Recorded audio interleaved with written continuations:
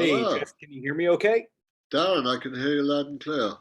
Awesome. It is such a pleasure to be talking with you because I've loved your music for decades. But Thank you. let's get into it. Mirror to the Sky is the new record coming out in about 6 weeks. But when did you finish it?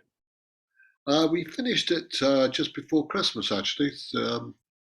I think we delivered the masters on December the 11th, so it's still pretty current. We spent most of last year on it, on and off. So it's. I think people, the initial response has been very, very positive. Was it a difficult album to make? I ask that because some bands have the 10 or 12 songs before they go in and they've demoed them, and other bands just play it out in the studio. They go, well, 6 weeks, we'll see what comes out. Which one was it for Yes on this one? Uh, as a bit of both, really. I think that we did a lot of preparation with exchanging ideas um, virtually, so on the internet, as it were. Uh, but I think with this one, we had a bit more chance to get together in the studio and start arranging the stuff more, not playing live as a band particularly, but more, uh, discussing things. And Hmm. I did a lot of stuff with Steve uh, with the keyboards and guitar. So uh, it was nice to be able to have. I said the previous album we were pretty well locked in the pandemic, so Hmm. no one was in the same room at all. But this one it was a bit more together. The keyboards that you use in the studio, is that the same setup that you have for the road? Well, not really, because I tend to, yes, music's always been a foundation of things like acoustic piano, Hammond organ. So, generally speaking, I use the real instruments in the recording rather than the electronic equivalent. Um, Mhm. but yeah, I mean, it's a mixture of the two, really. I think that I still, I still got quite a few of the bits that I take into the studio, but it's not an identical setup. That's a relief to hear because you are a Guinness World Record holder for getting those 28 keyboards or so on stage, Yeah. which is one of the greatest Guinness Book of World records that you could have, except your keyboard tech probably hated you for that. Well, But I used to have two actually. There was one guy couldn't do it on his own. He ended up having very long arms. But no, it was an interesting time. I think that it was when we did the MTV Asia and Asia show in 1983, and that was when I actually did play every single one on stage, but it's uh, it's not something that is practical these days, certainly. right, with your gear setup, how much of that is endorsements versus this is the vintage stuff that I wanted to own and do own? Well, the endorsements, some companies throw things at you, but others are less reluctant. And certainly when I started out and I bought a lot of old vintage, what are now vintage synthesizers. Uh, there weren't any deals then, so you had to bite the bullet and go to go to the music store and try something out and pay hard cash for it. But uh, yeah, I mean, in recent times, I've had endorsement deals with a few companies, so it's helpful because when we do traveling, we go to different continents and things like that. Hmm. You've got you've got equivalent setups that you can just put your data in and fire away. Hmm. I mean, you've been doing this at a high level so long that you had Moogs. Oh, by the way, do you say it a Moog or do you say it as Moog, you personally? I think that the correct pronunciation is Moog, and I've heard that from the horse's mouth, so I'm pretty sure Okay. that that's the correct terminology. But I was used to call it a Moog until I was better informed, I think. Well, you were using Moogs on the first wave of it. Then it kind of went away and went out of print. Then we saw with bands like the Rentals and the Moog Cookbook with Roger Manning Jr. that Moogs came back in style. And same Yeah, thing with the Chamberlain. I think that you were using the Chamberlain before, then it went away, and then it kind of came back in the late 90s, early yeah. 2000s. So are you keeping up on trends of keyboards, or is it more people just give you stuff and there you go? Well, I think that nowadays there's so much stuff that's virtual, and a lot of um, those old analog synths, and like you said, the Chamberlain, which is Mellotron, became the Mellotron. I used to have one of those, which is a complicated thing with all tapes running inside it and stuff Yeah. like that. Um, So yeah, I mean it's there's so many different simulations now of those old instruments. Uh, that's what I tend to use live. So rather than casting great big heavy keyboards around, you've got it all basically on a laptop. So, but I still like to have the fundamental sounds available, like a piano or like an organ or like a Moog or you know anything like a polysynth. I think rather than some guys just have one keyboard and they send all patch changes through to change the Yeah. sounds. I tend to have a core setup that I can actually I can reach out, and I've always got a piano there. The way I learned about all this stuff was I was interviewing around 2000 the guitarist of Bad Religion, and they made an album with Todd Rundgren, and they'd Right. carted out all their equipment to Todd's studio in Hawaii. And Todd basically went, "What'd you do that for? We're just doing it through these amps that are about yay big." So Yeah. I think Todd preceded all that. When did you start to go more digital in terms of your music making and your production and what you carry on the road? Well, I think I got into it fairly early on in terms of, I was one of the first people to take what was called a Fairlight, which was the first sort of computerized keyboard, and that was with Yes actually in 1980. So I go back to that time.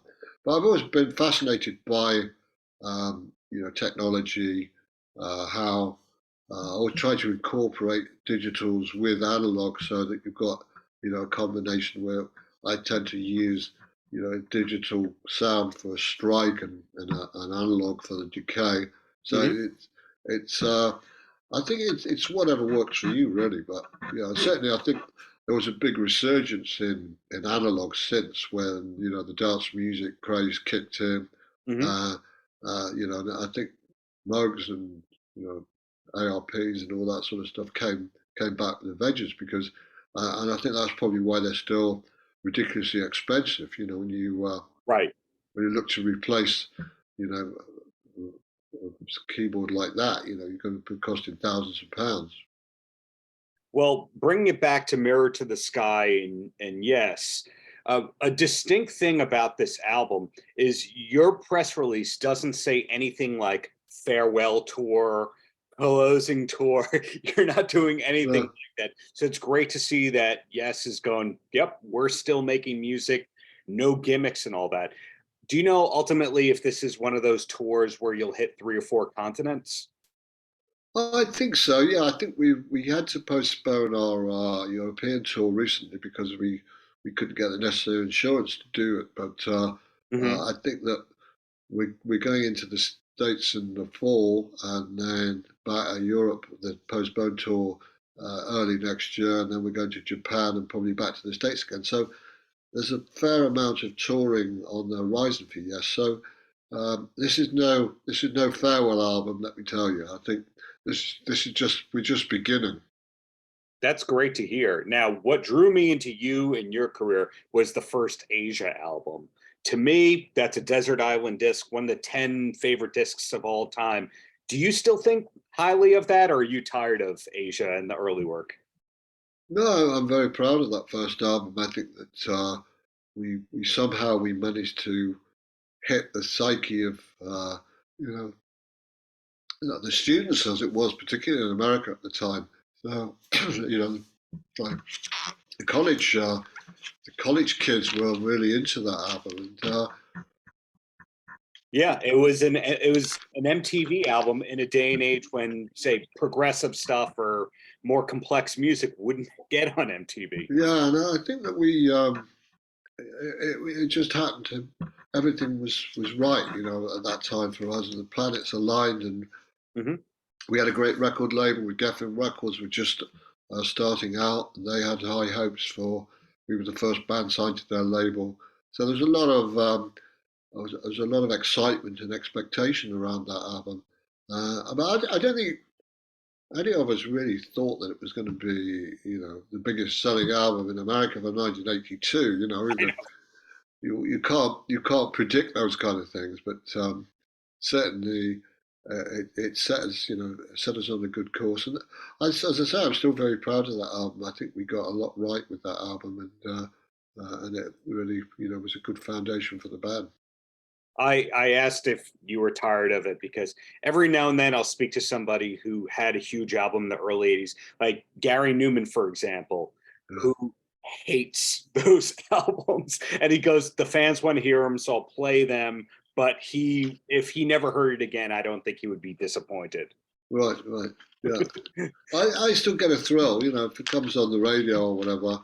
Uh, you just sort of hear the opening chords of Pete at the Moment or something like that, and it's it's nice to be associated with stuff like that, and certainly I've been fortunate in my career that I've had a few landmarks like that to hang my coat on and say, well, that worked out well. Yes, I mean, not just the success with Yes, where you joined in the early 80s and then rejoined not just the Buggles, not just Asia, the sessions with Thompson Twins, Kate Bush, etc. Are you working on anything else in the moment, or is it all Yes all the time for you? No, I think that Yes is a lot of period for when we were doing the album, but I've been working on some stuff with a songwriter called Chris Braid. We've done 4 or 5 albums together now called the Downs Braid Association. That's kind of the next one's coming out in September. So Mhm. I produced an album for a rock album actually for a guy who's got a band here. Um, so I've got quite a lot of things that I'm doing, and I'm still writing. Hopefully we'll get some Asian material out at some point again, and I'm sure there'll be another Yes album further down the line. Doesn't stop. Okay, well, down to the last two questions before I let you go. First one, when you're not busy with music and on the road, what's your life like? Where does your free time usually go? Because you're kind of a mystery, Geoff. Um, well, I'll solve the mystery for you. I do a lot of stuff in my studio. I mean, not just writing, but I'm very much into computers and uh, creating new sounds and that kind of thing. So that's quite it's the hobby side of my career, if you like, in a way. But I'm really keen on sports. I go and watch local football team. Uh, I like swimming and walking around, and I live in the countryside, so it's really good. I walk the dogs in the countryside and just generally chill out and have a good time. Last question I have for you, and I don't know if this elicits a two-word answer or a diatribe, whichever one you're comfortable with. It's having such a long career where you did the MTV thing, you've done the arenas and stadium tours, you've done the theater tours, you've played on other people's records. Sometimes you're the face of it, sometimes you're in the background. It's this multifaceted career. But when did you kind of realize that you were going to be okay in the performing arts? Meaning, it wasn't about having the next hit, that there was going to be more tours, there was going to be more albums, etc. Well, I think I was very fortunate in the fact that when we did the Buggles in 1978, 79, we never really planned on going out and playing live. I mean, I'd done a few gigs here and there, but Hmm. it was not, it was never considered to be, it was only a studio band really. So I think that the big moment came is when we joined Yes, and of course that completely opened up my eyes to a whole new chapter of touring and performing live. And so I've always that was the main reason why I think I felt comfortable going out there again, was that it was really like a baptism of fire. I think the first gig was in front of 20,000 people. Right. You know, uh, I think it was in Toronto actually. There were a gig up there, and so you look at stuff like that and think, well, if you can get over that, then maybe I can carry on and do this for as long as I can. And that was only what, 40-ish years ago. So Geoff, 43, yeah, I know. For the many years of great music. Glad to hear that there's more recording on the horizon, more touring, and I'm looking forward to the next show you got in New York. Brilliant. Thanks, Darren. Paltrocast.